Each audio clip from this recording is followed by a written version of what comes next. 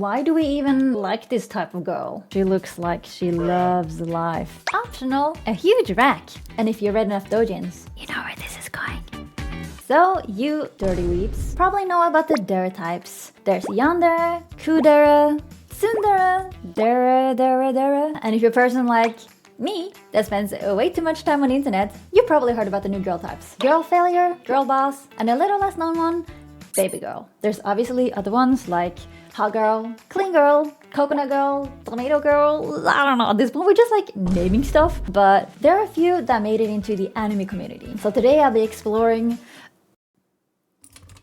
modern anime girl types and why they're impossible to escape on the internet, in anime, and they probably exist in your life too.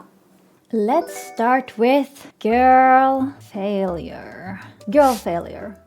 The female loser. Ever seen that girl that awkwardly sits in class and can barely say her name out loud when she's being called? That was me. That's the one I'm talking about. I'll show you how the typical Girlfailure looks like.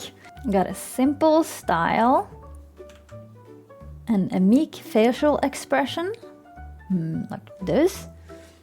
Many times they will have messy hair and dark circles under the eyes. Oh yeah, she looks like she loves life. Another thing is oversized or unkept clothes, because we don't want them to look sexy, because sexy means successful. And if you're successful, you're not really a girl failure, are you? And then there's one characteristic all girl failures need to have.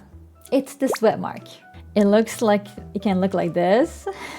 Usually they have a lot, like the more they have, the more nervous and anxious they seem. The girl failure is often portrayed as the girl that you can't bring anywhere, because she will fall face first on the pavement. She probably can't even serve you a drink without spilling it all in your lap. They sound exhausting, right? Why do we even like this type of girl? Well, that's because although she fell face first, wait, can I draw this on YouTube? You'll get a perfect clean shot of her panties. She spilled a drink on you? Well, there's a big chance she might help you clean up.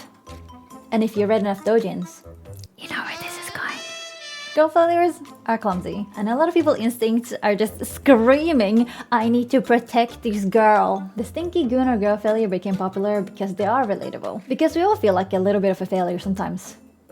Right? Or is that like just me? And then we have the girl boss, the woman you can call mommy. In contrast to the girl failure, we now have a girly boss. You know, that strong female lead that I don't want to step on me. The typical girl boss is presented differently across the board. There's not like one specific type of them. But a common thing I've noticed is strong eyes, a cool composure and personality. Optional, a huge rack, because big boobies means big success. And or big muscles, because that means she can wipe the floor with villains. The girl boss is the woman who can do everything. Don't even expect that she needs your help with the pickle jar or reaching the top shelf. She might even take your job if you're not careful enough, and then you're just gonna end up like a little pretty decoration in your own home. And don't even consider being the big spoon in this relationship. Although some of you might find this like super unsettling. We come to the part in history where a lot of men and women want to live in the reverse setting of these standard gender roles. A girl boss is just a reflection of this. A lot of us girls like strong female leads because that's what we want to be. But just some of us are like stuck in the loop of being a girl failure. And then the last one, Babygirl.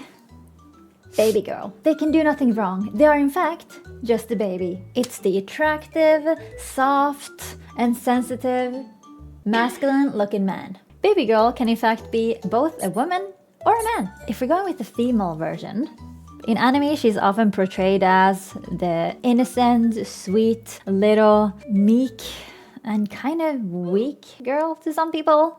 Do you know what I mean? For the male version, it's basically just the girl boss. Maybe a masculine, sharp, maybe geared towards the female gaze, but also has a soft and vulnerable side to them. The Babygirl might be the woman that you need to save all the time.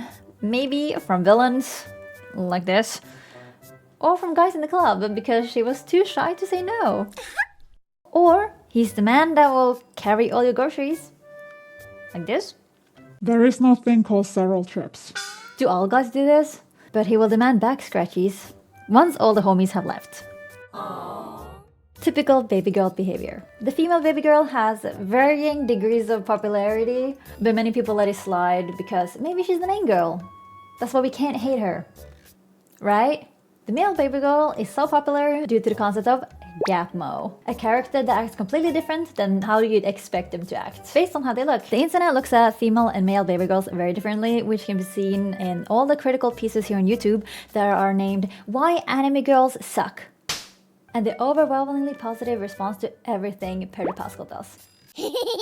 So basically, we have relatable girl, big spoon girl, and guy that looks good with cat ears. Aww. Now that we have all the types explained, how do they relate to the characters that we know?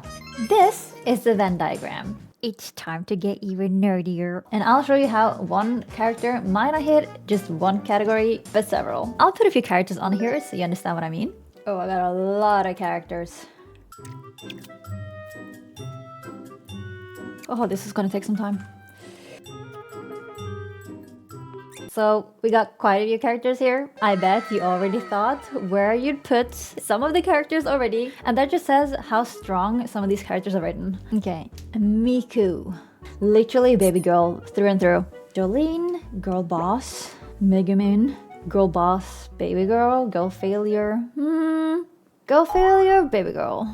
Mikasa, let's see here. Girlboss, Girlfailure.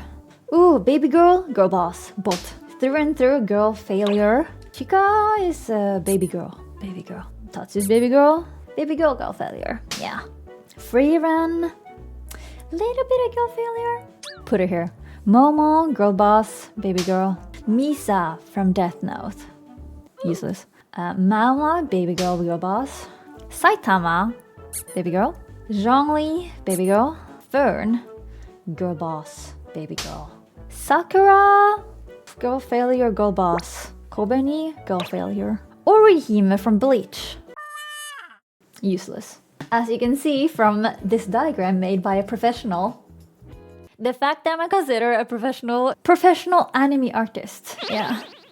You've probably seen and heard of a lot of these characters before. You might even have them as your waifu. Sometimes a successfully written character can hit one or maybe all of the different types. It's just the ratio and the balance between the types that might determine if the character is gonna be loved by everyone or end up in one of those I hate anime woman type of videos on YouTube. So if you're gonna design a character, make sure they don't end up like one of these. If I just bashed your best girl, I'm not sorry because like someone had to tell you at some point. But that was modern anime girl types. Hope you learned something. Do you resonate with any of them? Let me know. Also, I'll be checking notes after class. Anyways, bye!